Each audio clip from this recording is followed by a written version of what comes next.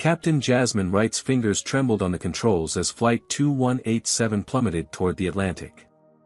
The passengers screamed. The racist flight crew who'd ignored her expertise now begged for help. Too late, they were 30 seconds from impact. Only her secret military training could save them now. Before we dive into this shocking story, tell me where you're watching from today. If you want more stories about everyday heroes standing up against discrimination, hit that like button and subscribe now. Can you believe what happens next when this decorated veteran faces blatant racism at 30,000 feet? Let's find out. Dr. Jasmine Wright checked her watch as she waited in the boarding line for Atlantic Airways Flight 2187 from New York to London. As a decorated former Air Force pilot with 12 successful combat missions under her belt and now an aerospace engineer for one of the nation's top defense contractors, flying was second nature to her. But something felt off today. The distinctive whine of the left engine caught her attention immediately. After logging over 5,000 flight hours, Jasmine could distinguish between normal operational sounds and potential problems. This particular pitch indicated possible compressor issues. As passengers filed onto the Boeing 787, she also noticed subtle irregularities in the cabin pressure system, nothing catastrophic yet, but concerning enough that she made a mental note to alert the crew. "Boarding passes, please," said flight attendant Tiffany Baker with a practiced smile that vanished the moment she looked at Jasmine. Her eyes performed the all-too-familiar flicker of judgment that Jasmine had experienced countless times before. "Excuse me," Jasmine said after presenting her boarding pass. "I noticed some unusual sounds from the left engine during boarding. It might be worth having maintenance take a quick look before." Tiffany cut her off with a dismissive wave. "We have professional mechanics for that, ma'am. Please move along, you're holding up the line." Her tone carried the condescending edge Jasmine recognized from people who automatically assumed her incompetence. "I understand, but I'm actually a pilot myself and, yes, I'm sure you are," Tiffany replied with an exaggerated eye roll. "We get a lot of nervous flyers who suddenly become aviation experts. The plane is perfectly safe, but maybe you'd prefer the train next time." She turned to the white businessman behind Jasmine. "First class is through that door on the right, Mr. Harrison. We've upgraded you today." Jasmine made her way to seat 9C, noting how Tiffany warmly addressed each white passenger while barely acknowledging the black family in front of her. When an elderly white woman expressed concern about the air conditioning, Tiffany immediately adjusted her vent and offered a blanket. But when the black teenager across the aisle made the same request moments later, he received only a curt, "We'll see about that later." As Jasmine settled in, the man beside her extended his hand. "Aaron Phillips, freelance journalist." Couldn't help overhearing that exchange. "Happens a lot when you fly?" "More than I'd like to admit," Jasmine replied, shaking his hand. "Dr. Jasmine Wright." "Doctor of what, if you don't mind me asking?" "Aerospace engineering, with a specialty in avionics systems. Before that, Air Force pilot." Aaron whistled low. "So when you mentioned the engine, you actually knew what you were talking about. 14 years of experience tends to sharpen your ears." The engines roared to life, and Jasmine immediately tensed. The left engine's pitch was even more concerning now, accompanied by a subtle vibration that most passengers wouldn't notice. She pressed the call button. Tiffany appeared, visibly annoyed. "Yes." The vibration pattern in the left engine suggests a possible compressor stall developing. "It really should be checked before, ma'am," Tiffany interrupted, loud enough for nearby passengers to hear. "I've already told you our planes are maintained by qualified professionals. If you continue disrupting the flight with these unfounded concerns, I'll have to report you to the captain." An older white man across the aisle spoke up. "I feel the vibration too. Maybe someone should check it." Tiffany's demeanor instantly transformed. "I'll mention it to the captain right away, sir. Thank you for bringing that to our attention." As she walked away, Aaron muttered, "Unbelievable." "Unfortunately, very believable," Jasmine replied. The plane taxied to the runway and took off. The concerning sounds intensified, but when Jasmine tried once more to alert another flight attendant, she received the same dismissive response. Jasmine closed her eyes, memories flooding back. The Air Force Academy, where instructors questioned her abilities despite perfect test scores.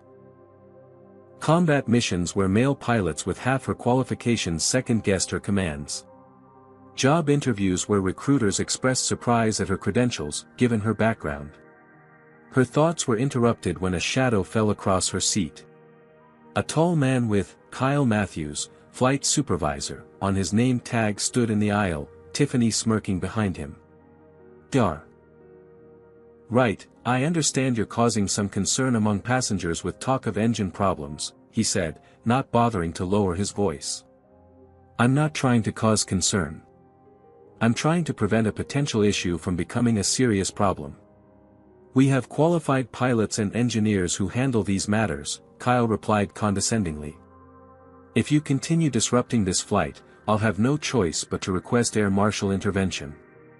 Do I make myself clear? Before Jasmine could respond, the plane lurched violently, sending Kyle grabbing for the nearest seat.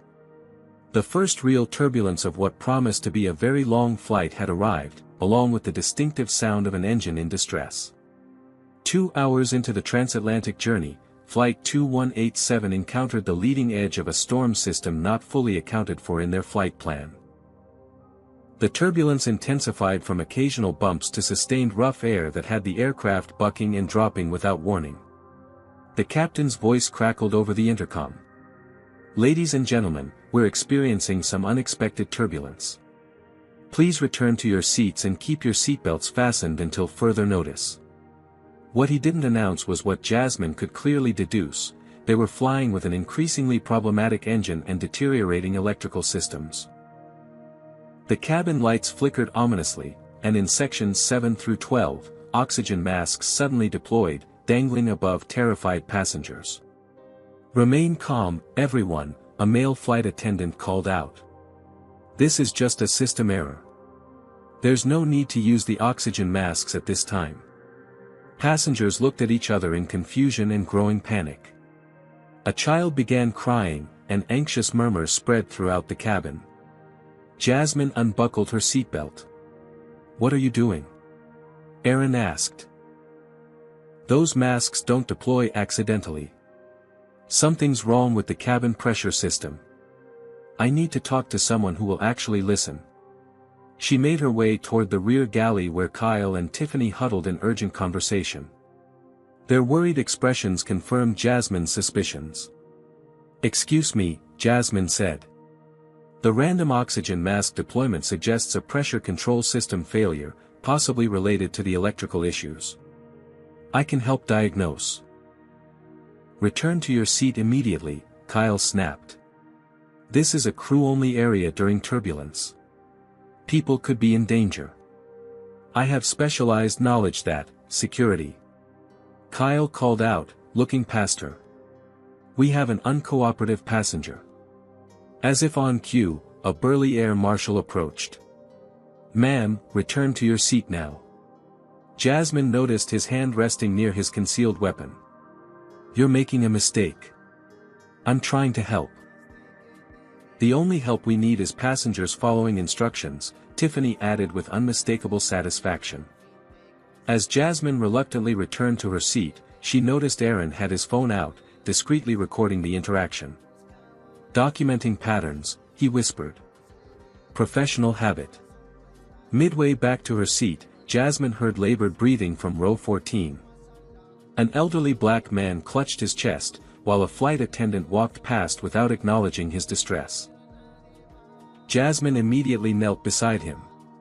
"Sir, are you all right?" "My pills," he gasped. "In overhead, can't reach." "I'll get them." "What's your name?" "Samuel Johnson. 20 years, Air Force." "I'm Jasmine Wright, Air Force 2. "Hang in there, Samuel." She quickly located his medication in the overhead bin and helped him take a pill. Using her military medical training, she checked his pulse and respiratory rate. "Thank you, daughter," Samuel said as his breathing gradually normalized.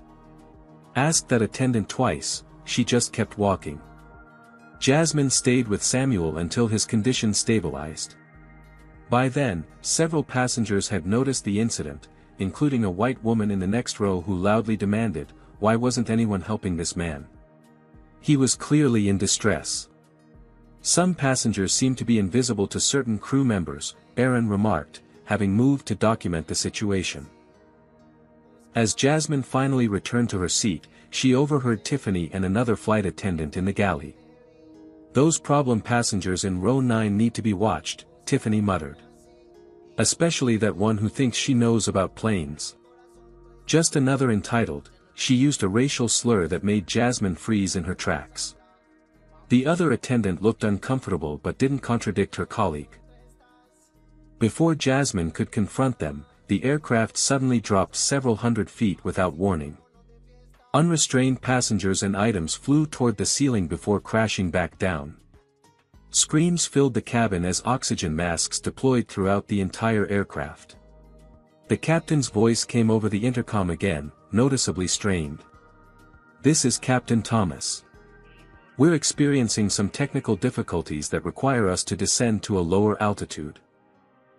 Please remain in your seats with seatbelts fastened and use the oxygen masks as demonstrated during the safety briefing." Jasmine recognized the controlled panic in his voice. An experienced pilot only sounded that way when things were far worse than he was admitting. The left engine's pitch had changed again, not improving, but faltering.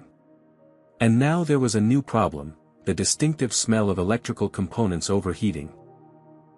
Flight 2187 was in serious trouble, and the people in charge were ignoring the one person who might be able to help. The situation deteriorated rapidly over the next 20 minutes. The cabin lights no longer merely flickered but switched completely to emergency lighting. The entertainment systems went dark. Most concerning to Jasmine, the distinctive hum of normal electrical systems had given way to an ominous silence punctuated by the increasingly labored sound of the troubled engine.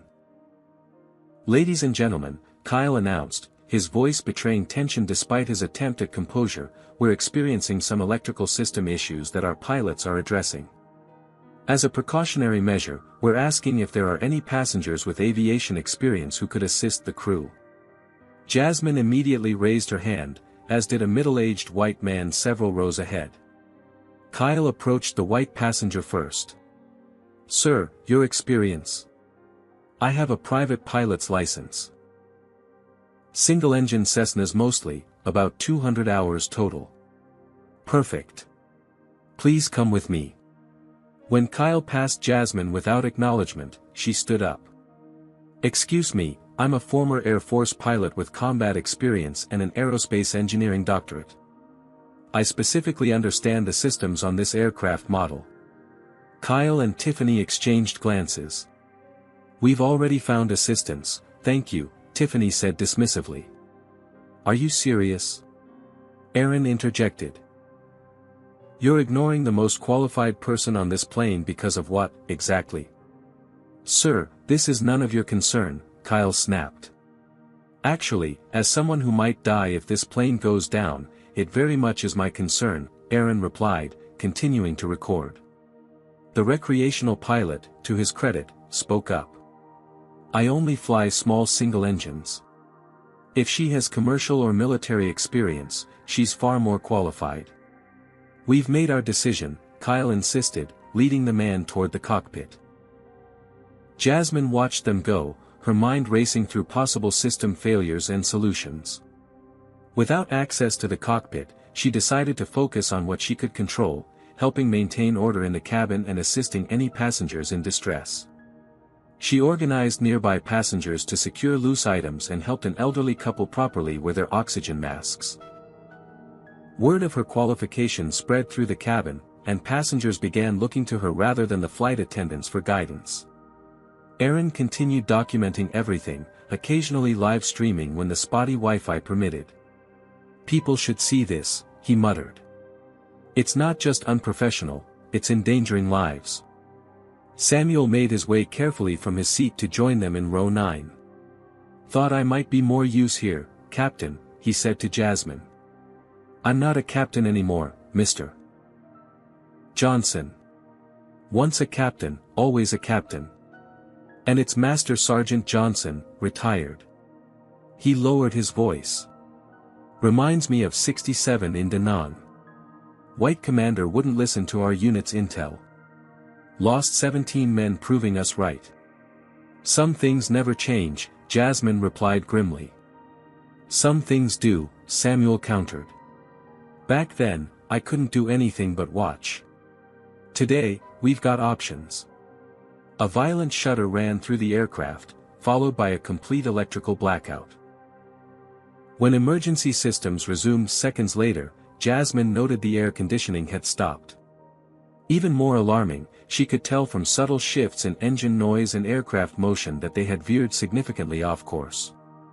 After checking her navigation app, her suspicions were confirmed.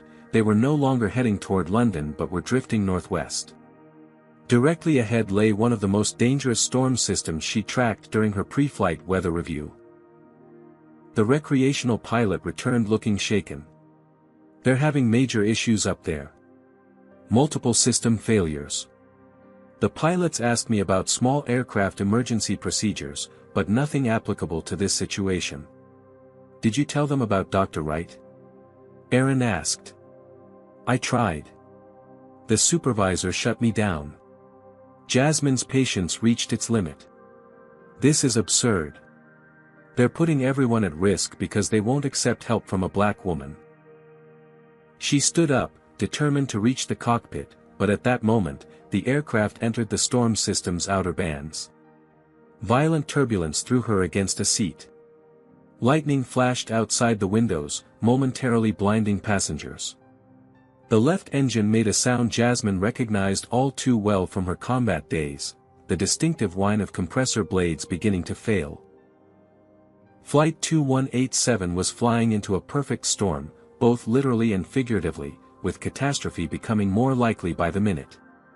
The violent turbulence intensified as Flight 2187 penetrated deeper into the storm system. Rain lashed against the windows with such force it sounded like gravel hitting the fuselage. Lightning strikes illuminated the cabin in strobing flashes, revealing terrified faces and praying passengers.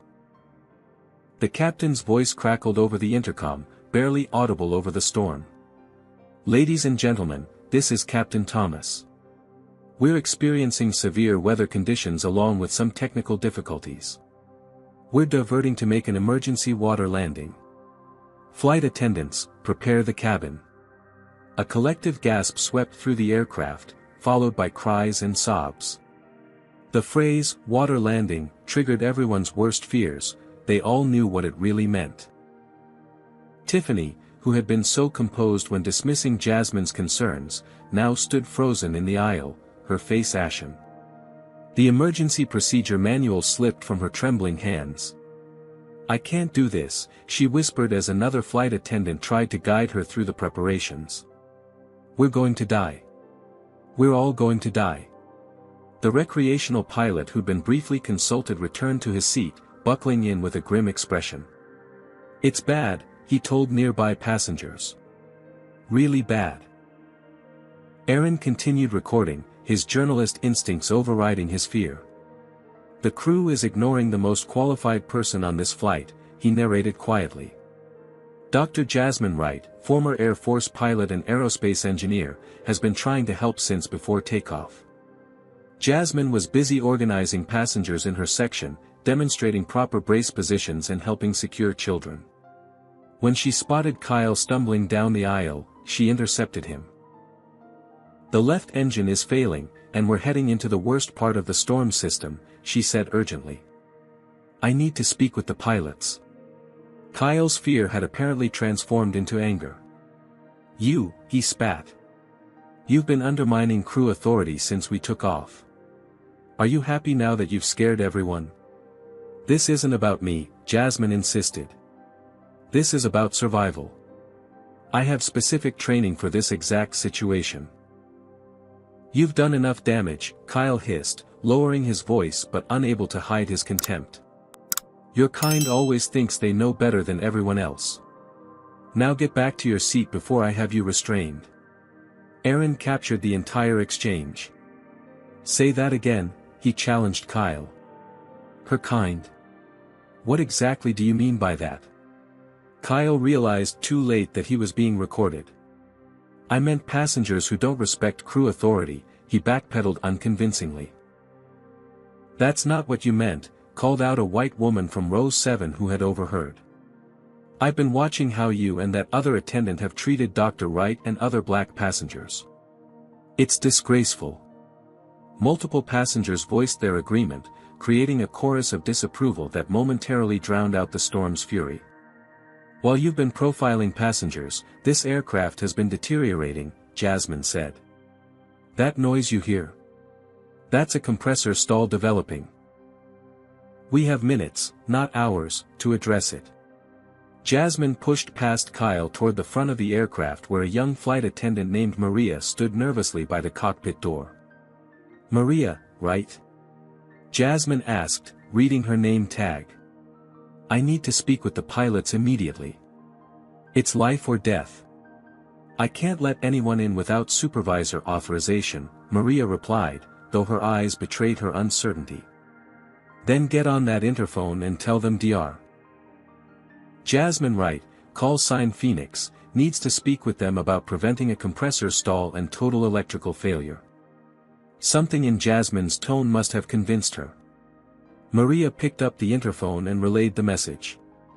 Behind them, Samuel suddenly clutched his chest and collapsed into his seat. The stress had triggered another cardiac event, more severe than the first. He needs medical attention now. Aaron shouted, but in the chaos, no one responded. The aircraft lurched violently to one side as the left engine finally gave out completely. Oxygen masks dropped again as the cabin rapidly depressurized.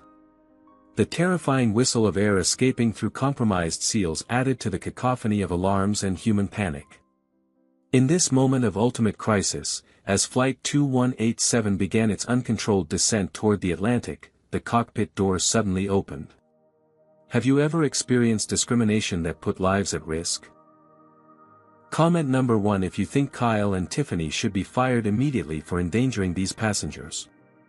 Type number 2 if you believe the airline is ultimately responsible for allowing such toxic employees.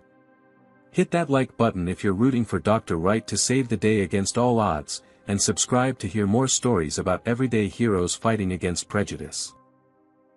How would you react if you were Aaron, witnessing this discrimination firsthand while plummeting toward the ocean? And what do you think happened when that cockpit door finally opened? Let's find out. First Officer Paul Martinez appeared in the cockpit doorway, his face registering shock when he saw Jasmine. Phoenix, he exclaimed, using a call sign Jasmine hadn't heard in years. Sidewinder. Jasmine replied automatically, recognizing her former wingman from Operation Desert Shield despite the 7 years that had passed. You two know each other? Maria asked, confusion momentarily overriding her panic. Paul grabbed Jasmine's arm. Captain needs you now. To Maria, he ordered, get the medical kit to the passenger in cardiac distress. As Jasmine entered the cockpit, Captain William Thomas barely glanced up from his frantic efforts to stabilize the aircraft with one functioning engine. Whoever you are, strap in and stay quiet. We're fighting for our lives here. She's Phoenix, Paul said urgently. From the 33rd. The captain's hands froze momentarily on the controls. The Phoenix? Kandahar, 2017. The same, Paul confirmed. The cockpit instruments told the story, multiple system failures, one dead engine, electrical systems failing sequentially, and fuel levels dropping too rapidly due to a potential leak. The storm outside showed on radar as a massive red blob directly in their path. Captain, I'm Dr. Jasmine Wright, aerospace engineer specializing in the electrical and fuel systems on this exact aircraft model, she said, cutting through the introductions. What you're experiencing isn't just storm damage or mechanical failure. The pattern suggests a possible cyber intrusion in the aircraft's control systems. That's impossible, Captain Thomas argued. These systems are isolated, not entirely, Jasmine interrupted. I led the team that identified vulnerabilities in the integrated avionics exactly like what we're seeing. There's a specific protocol to reset the systems without losing critical functions. How do I know I can trust you? Thomas demanded, even as alarms blared around them. Paul spoke up. Sir, this woman saved an entire squadron when our systems were compromised over hostile territory. 33 lives. I was there. A series of images flashed through Jasmine's mind, the classified mission gone wrong, enemy forces using experimental electronic warfare, her unconventional solution that violated every protocol but saved every pilot. Before the captain could respond, the aircraft dropped several hundred feet without warning. He fought the controls as Paul worked to restart the failed engine. We don't have time to debate this, Jasmine insisted. The procedure requires physical access to the main electronics bay and simultaneous inputs from the cockpit. Captain Thomas made his decision. Martinez, take the controls. I'll coordinate from here. Dr. Wright, tell me what you need. Outside in the main cabin, the situation was deteriorating rapidly. Aaron had taken charge of helping Samuel, while several passengers with medical backgrounds monitored his condition. Kyle was nowhere to be seen, but Tiffany had apparently recovered from her panic and was now attempting to assert control. Everyone must remain seated, she shouted, moving toward the growing crowd around Samuel. This man is dying while you're worried about seat assignments, Aaron shot back. Where's the medical kit? Maria appeared with the kit just as Tiffany tried to intercept her. Step aside, Maria said with newfound authority. Captain's orders. Back in the cockpit, Jasmine outlined her plan. The cyber intrusion is targeting the integrated systems through the maintenance access port. We need to physically disconnect it and perform a partial system reset while maintaining manual control of essential functions. That's never been done in flight, Captain Thomas objected. I've simulated it dozens of times, Jasmine assured him. It's our only option besides ditching in the Atlantic during a Category 4 storm. As they worked through the procedure, the aircraft's satellite phone rang. Captain Thomas answered to find Atlantic Airways' executive crisis team on the line. We're seeing reports on social media about discrimination incidents on your flight, a tense voice stated. Is the situation under control? We're fighting to keep this aircraft from breaking apart, and you're calling about social media. Thomas exploded. Get me technical support for a full avionics reset now. While the executives scrambled to respond, Jasmine continued her work, directing Paul through a series of precise steps to isolate critical systems. The electronics bay access requires crew authorization, she explained. I need to get down there myself. Captain Thomas hesitated only briefly before handing her his access card. Do whatever it takes. As Jasmine exited the cockpit, she found Kyle blocking her path. Where do you think you're going? No passengers allowed in restricted areas. Captain's direct order, Jasmine replied, showing the access card. Move aside. I don't care what the captain said. I'm the cabin supervisor, and I say, Aaron appeared with his phone still recording. And I say the world is watching you endanger everyone on this flight with your prejudice. Kyle's face contorted with rage. You people always stick together, don't you? Fine, go ahead and break protocol. When we crash, everyone will know who's responsible. As Jasmine pushed past him toward the electronics bay access panel, she heard a commotion behind her. A diverse group of passengers had surrounded Kyle, their faces unified in anger and determination. The only person endangering us is you, said a white businessman in a suit. We've all seen how you've treated Dr. Wright and other black passengers. You're done, added an elderly white woman. When we land, if we land, your career is over. Jasmine had no time to witness Kyle's response. She reached the access panel beneath the galley floor and descended into the heart of the aircraft's systems. What she found confirmed her worst fears. Critical connections overheated, backup systems failing, and the distinctive pattern of system corruption she had documented in her classified research.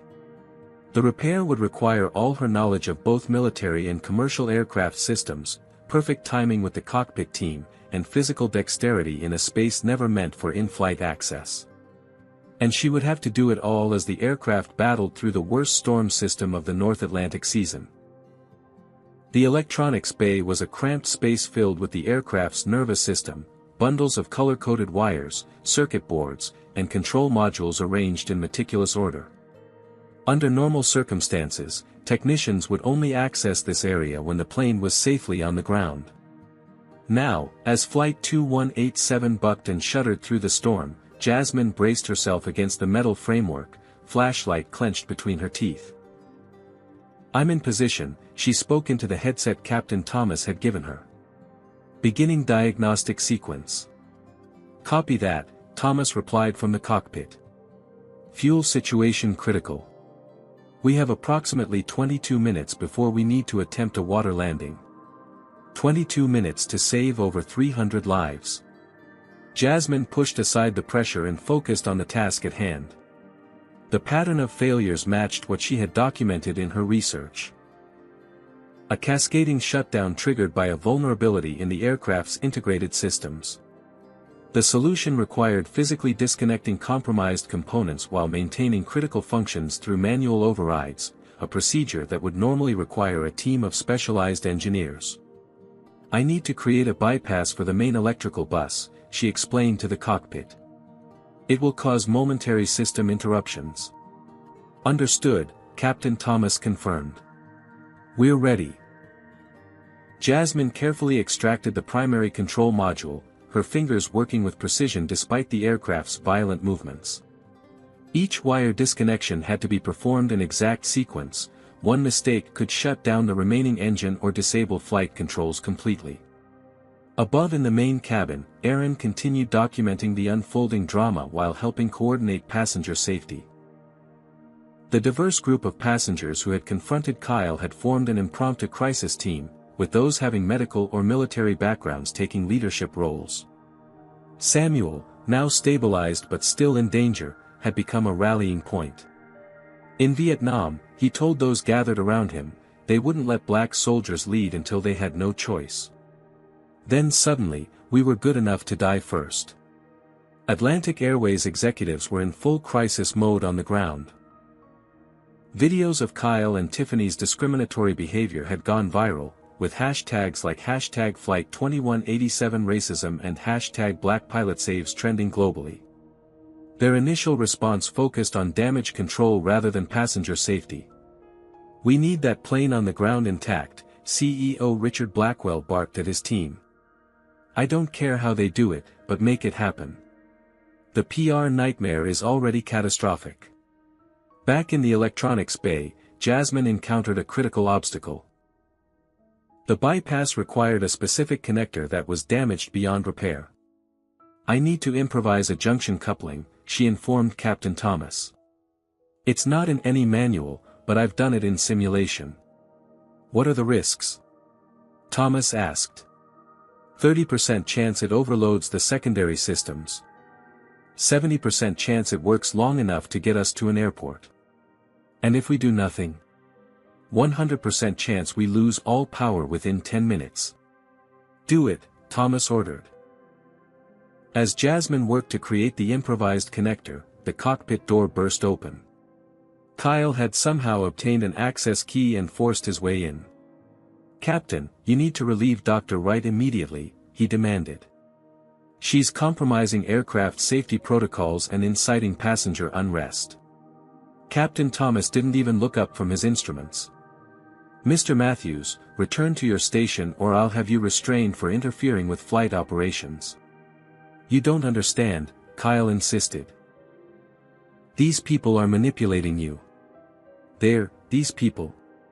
Paul interrupted from the co-pilot's seat. "Say what you really mean."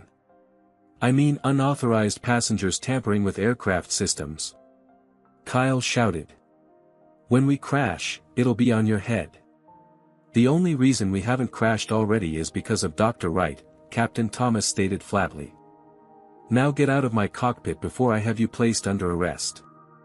Kyle retreated, but the damage to communication had been done.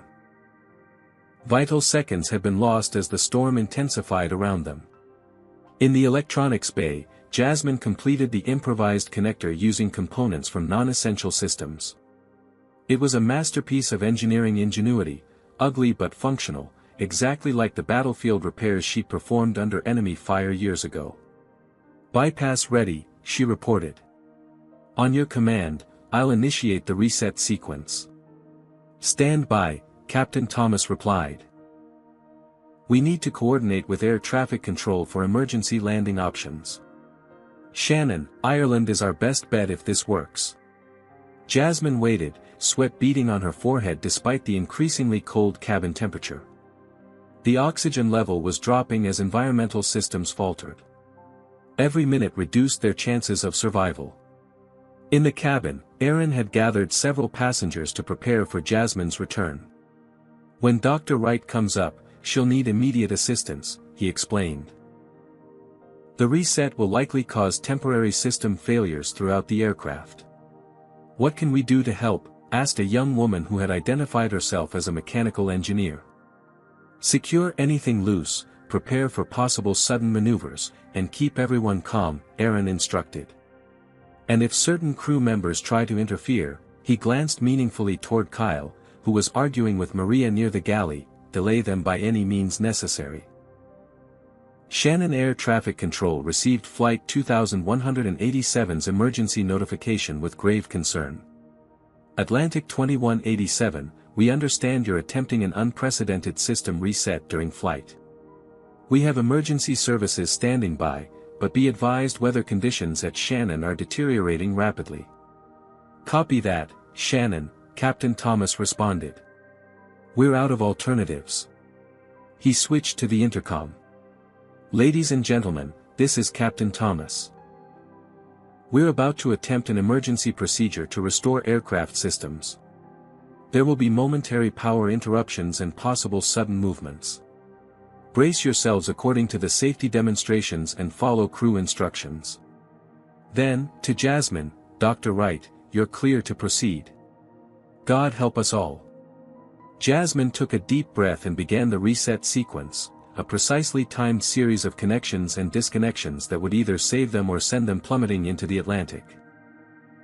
The procedure required perfect coordination between her actions in the electronics bay and the pilot's inputs in the cockpit. At the critical moment, as Jasmine prepared to execute the final step, the aircraft hit a violent air pocket that slammed her against the equipment rack. Pain shot through her shoulder, but she maintained her grip on the crucial components. Now, she called out, completing the connection despite the injury. The entire aircraft went dark. All systems, communications, lights, environmental controls, even the cockpit displays, shut down completely. For 3 terrifying seconds, Flight 2187 was nothing more than a metal tube falling through storm clouds with only basic aerodynamic principles keeping it aloft. Then, one by one, systems began to reactivate. First, the essential flight controls. Then backup power. Finally, the right engine stabilized at optimal performance. It's working! Paul exclaimed as the cockpit displays flickered back to life. But their celebration was premature. The left engine remained dead, multiple secondary systems were still offline, and they were flying on minimal power through one of the worst storms in recent Atlantic history. And somewhere in the darkness of the aircraft, Kyle was making one final, desperate attempt to reassert his authority, a decision that would push an already precarious situation to its absolute breaking point. The partial systems recovery gave Flight 2187 a fighting chance, but they were far from safe. Flying on a single engine through severe turbulence, Captain Thomas struggled to maintain altitude while Paul coordinated with Shannon Airport for emergency landing clearance. Jasmine climbed back from the electronics bay, her shoulder throbbing from the impact. The cabin was dimly lit by emergency lighting, oxygen masks still dangling, and terrified passengers clinging to armrests as the aircraft continued its violent ride through the storm. Dr. Wright. Aaron called out, making his way toward her. The bypass worked. Partially, Jasmine replied, grimacing through the pain. We've restored essential systems and stabilized the remaining engine, but we're still in critical condition. A sudden bout of turbulence sent them both crashing into nearby seats. The storm was intensifying, with hail now pounding the fuselage like gunfire. Captain needs you in the cockpit immediately, Maria informed Jasmine, appearing beside them. He says it's urgent. As Jasmine made her way forward, she noticed Tiffany quietly attending to passengers, her earlier hostility replaced by subdued efficiency. The transformation came too late to erase her previous behavior, but at least she was no longer actively obstructing efforts to save the flight. Jasmine found Captain Thomas slumped in his seat, his face pale and sweating profusely. Paul was handling the controls while a flight attendant administered oxygen. Suspected heart attack, Paul explained grimly. Started right after the systems reset. I can still fly, Thomas insisted weakly, but his ashen complexion told a different story. With respect, sir, you need medical attention, Jasmine said. First Officer Martinez is fully capable. The landing approach to Shannon requires 2 qualified pilots under these conditions, Thomas argued. Regulations. Regulations won't matter if we don't survive, Paul countered. Dr. Wright has the qualifications. It's against company policy to allow a passenger. I'm invoking Emergency Protocol Alpha 7, Paul interrupted, referencing the aviation regulation that permitted qualified individuals to assist flight crew during life-threatening emergencies. Dr. Wright, take the co-pilot position. Thomas didn't protest further as the flight attendant helped him to the main cabin for medical attention. Jasmine slipped into the co-pilot's seat, quickly familiarizing herself with the layout, which differed slightly from military aircraft. Shannon approach has cleared us for emergency landing on runway 06, Paul informed her. Weather conditions rapidly deteriorating, visibility under a quarter mile, crosswinds at 32 knots gusting to 45. We'll need to perform a modified crosswind approach with single-engine compensation, Jasmine analyzed, already calculating the necessary adjustments. Exactly what I was thinking, Paul agreed. Let's synchronize on the procedure. As they worked through the emergency landing protocols, the satellite phone rang again. Paul answered to find air traffic control with disturbing news. Atlantic 2187, be advised we're showing potential security breach aboard your aircraft. Unauthorized access to cargo hold detected. Paul and Jasmine exchanged alarmed glances. Confirming unauthorized access, Paul responded. Stand by. He switched to the cabin intercom. This is First Officer Martinez. Security team to the rear galley immediately. Possible breach in cargo area. Aaron, who had been helping with Samuel's ongoing care, immediately suspected Kyle's involvement. The flight supervisor had disappeared shortly after his confrontation in the cockpit. I'll check it out, Aaron told the assembled passengers. The rest of you, prepare for emergency landing. We're going to make it through this. In the cockpit, Jasmine and Paul faced a new crisis as Shannon Air Traffic Control reported weather conditions worsening by the minute. Atlantic 2187, all other traffic diverted. Weather dropping below minimums for standard approach. Can you attempt instrument landing? Negative, Shannon, Paul responded. We're operating on limited instrumentation with single-engine power. Jasmine studied the navigation display, noting their position relative to the Irish coast. We need to try the military approach, she suggested. The ravine run? Paul asked, recognizing the reference to a classified special operations technique. That's never been attempted with a commercial aircraft. It's our best option given the crosswinds and limited power, Jasmine insisted. We use the terrain masking to shield from the worst wind shear, then make final approach from the southwest instead of the standard eastern corridor. That would require visual flight rules and zero visibility conditions, Paul pointed out.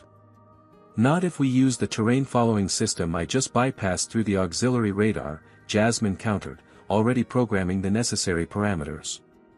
It was a desperate gamble, a modified version of a classified military approach using a damaged commercial aircraft with hundreds of civilian lives at stake.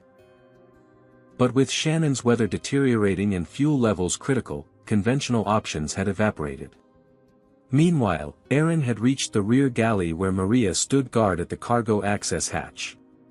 "Kyle went down there about 5 minutes ago," she explained. "Said it was on captain's orders to check for fire risk. I tried to confirm with the cockpit, but communications were down. We need to get him out of there," Aaron said urgently. "Whatever he's doing could jeopardize the landing." Before they could act, the aircraft lurched violently as the remaining engine momentarily lost power. In the cockpit, alarms blared as fuel pressure fluctuated. "We've got a new problem," Paul announced, fighting the controls. "Fuel line tampering. Someone's interfering with the crossfeed valves." Kyle, Jasmine and Aaron said simultaneously, though in different parts of the aircraft. Aaron pried open the cargo access hatch to find Kyle frantically manipulating control panels in the rear equipment bay. "Stop!" Aaron shouted. "You're going to kill us all." "I'm fixing what she broke." Kyle screamed back, his face contorted with rage and fear. "These people don't know what they're doing." Aaron lunged forward, tackling Kyle away from the equipment. They grappled in the confined space as the aircraft continued its violent approach toward the Irish coast. In the cockpit, Jasmine rerouted fuel systems through emergency lines.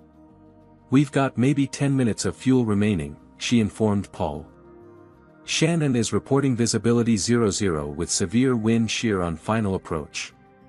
"Then we do it your way," Paul decided. "The ravine run it is." Jasmine quickly programmed the approach while Paul contacted Shannon. Atlantic 2187 requesting special approach clearance. Military Protocol Sierra Tango 9. There was a long pause before Shannon responded.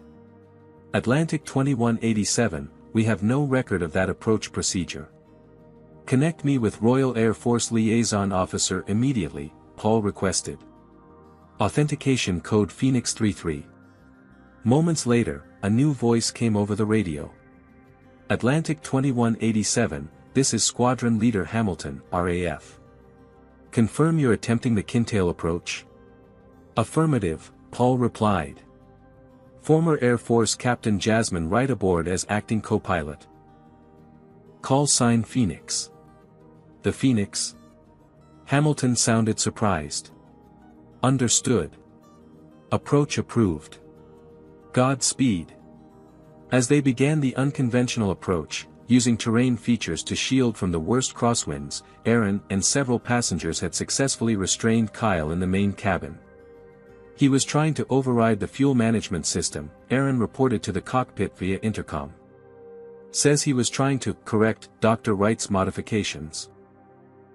"More likely trying to sabotage them," Jasmine replied grimly. "Secure him and prepare for extremely rough landing." The coast of Ireland appeared through breaks in the storm clouds, rugged cliffs and narrow inlets that would guide their approach. The ravine run utilized these natural features as a windbreak, allowing aircraft to approach below the worst turbulence. Beginning final approach, Paul announced to the cabin. "Brace for landing in 3 minutes." As they descended through the narrow approach corridor, the remaining engines suddenly sputtered and went silent. The fuel tanks were empty.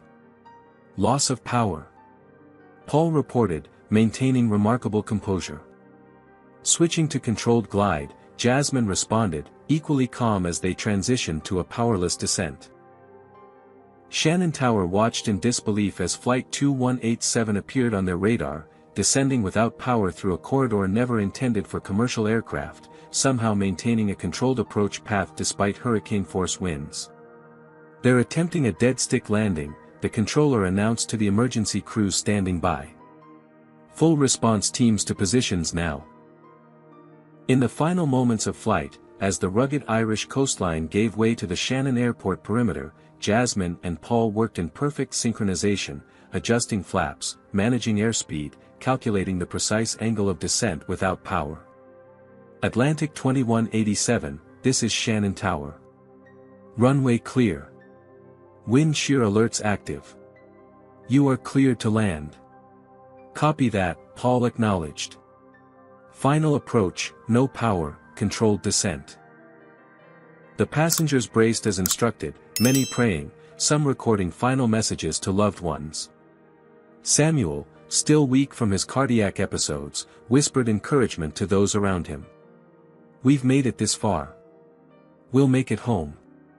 The ground rushed up to meet them as Jasmine called out altitudes. 1,000, 500, 300, prepare for touchdown. With a skill born from thousands of hours of training and combat experience, Paul and Jasmine guided the powerless aircraft onto the rain-slicked runway. The landing gear hit hard but held. Without engine reverse thrust, they relied entirely on spoilers and brakes to slow the massive aircraft as it hydroplaned down the runway. We're too fast, Paul warned as the end of the runway approached. Emergency arrests engaged, Jasmine confirmed, activating the final braking systems. The aircraft shuddered violently, throwing unsecured items forward as it decelerated. For a heart-stopping moment, it seemed they would overrun the runway into the grass safety area beyond. Then, with less than 100 feet to spare, Flight 2187 finally came to rest, battered, damaged, systems failing, but intact. Atlantic 2187, confirmed status, Shannon Tower requested. Paul looked at Jasmine, both of them exhausted but alive. Atlantic 2187 on the ground, he reported. Requesting immediate medical and emergency evacuation support. As sirens wailed across the airfield and emergency vehicles converged on the aircraft, the cabin erupted in cheers, sobs, and prayers of thanksgiving. The nightmare flight was over. But for Kyle, Tiffany, and Atlantic Airways, the consequences were just beginning. 1 month after the near-catastrophic landing of Flight 2187, the gleaming headquarters of Atlantic Airways in New York City became the focal point of international attention. Inside a packed conference room, the airline's board of directors faced the consequences of decisions made long before that fateful flight. Jasmine Wright sat calmly at the witness table, her testimony before the Federal Aviation Administration's Special Investigative Panel drawing to a close. Her shoulder had healed, but the memories remained vivid. In conclusion, she stated firmly, the technical failures aboard Flight 2187 were exacerbated by a culture of discrimination that prevented qualified assistance and endangered hundreds of lives. This wasn't an isolated incident but the predictable outcome of systemic issues within Atlantic Airways' operational structure. The panel chair, a veteran aviation safety expert, nodded gravely. Thank you, Dr. Wright.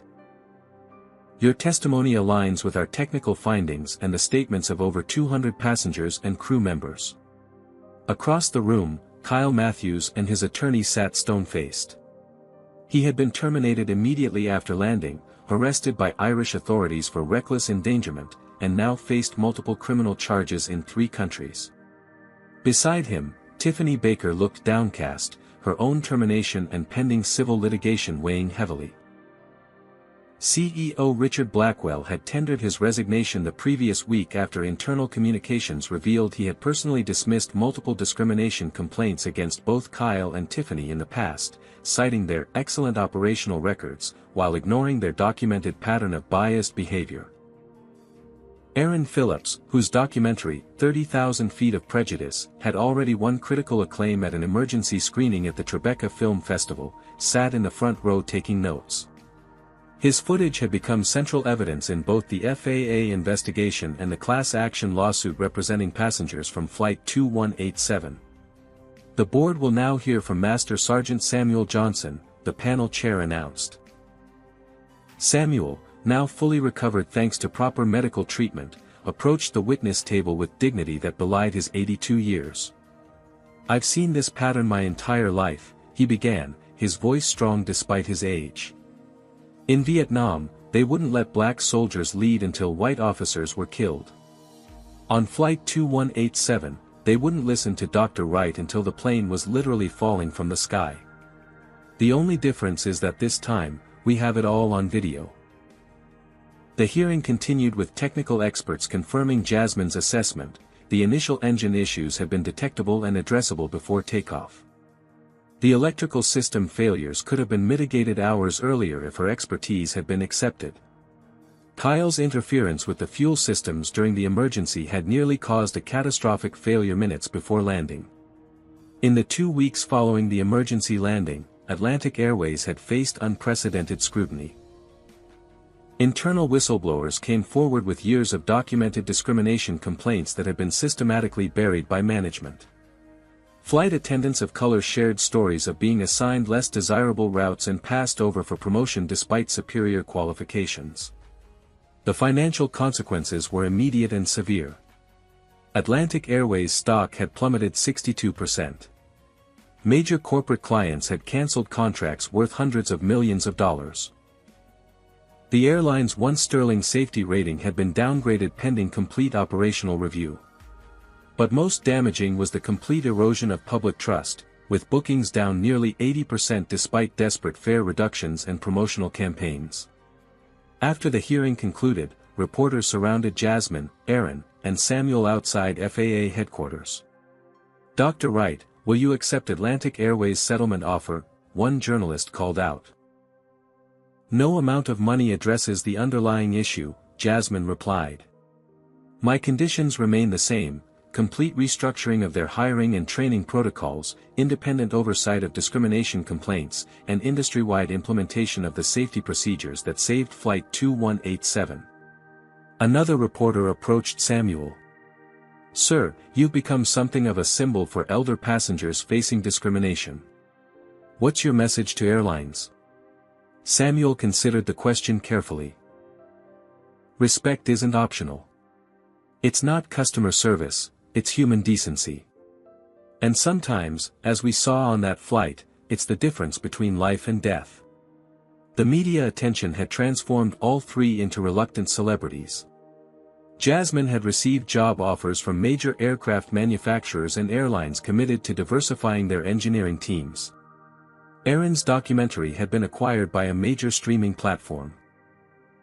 Samuel had been invited to speak at congressional hearings on transportation equity and elder rights.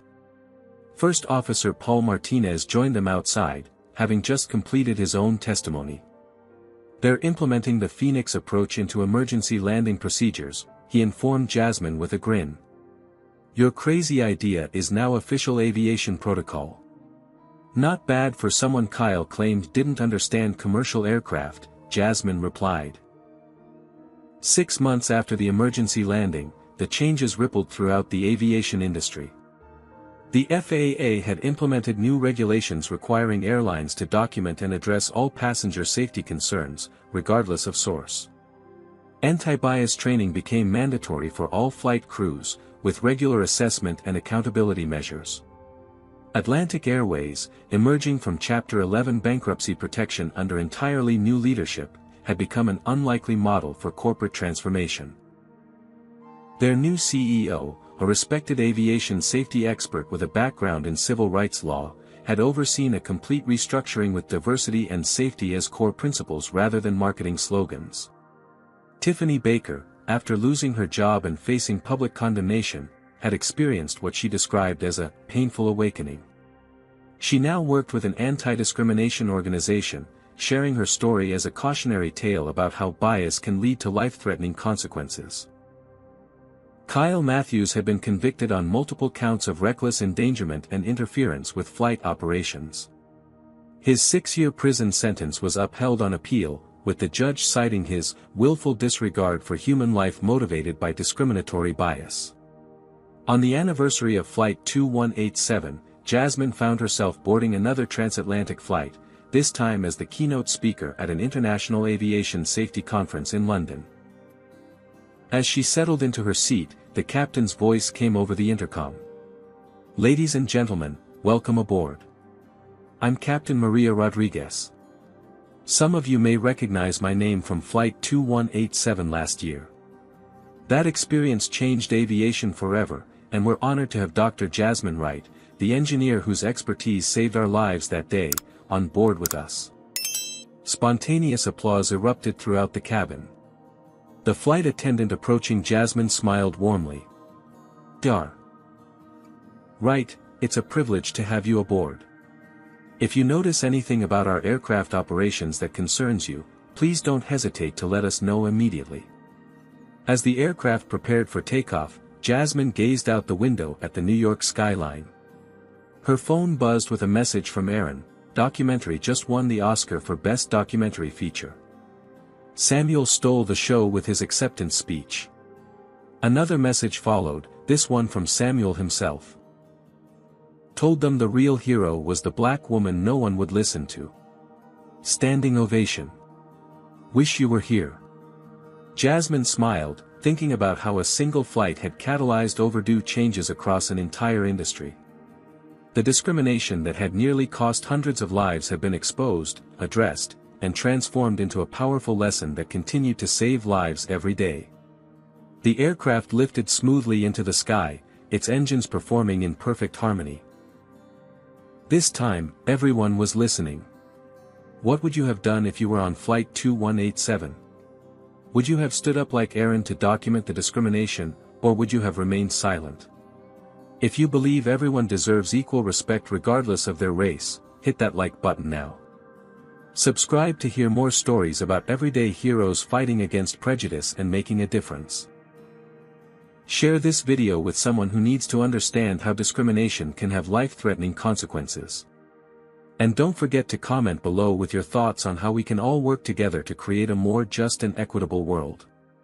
Thank you for watching, and remember, sometimes the most qualified person to save your life might be the one society has taught you to ignore.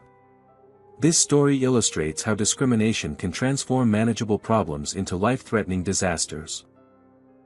Flight 2187 wasn't doomed by technical failures alone, it was endangered by the crew's refusal to accept help from a qualified black woman. The prejudice displayed by Kyle and Tiffany reveals how bias operates in high-stakes environments, where split-second decisions can mean the difference between life and death. We also witness the power of documentation and solidarity.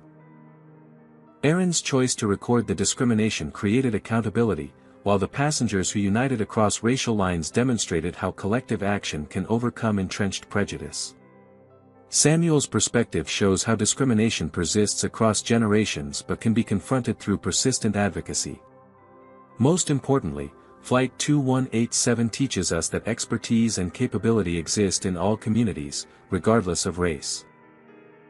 When organizations value credentials over character and competence over skin color, everyone benefits.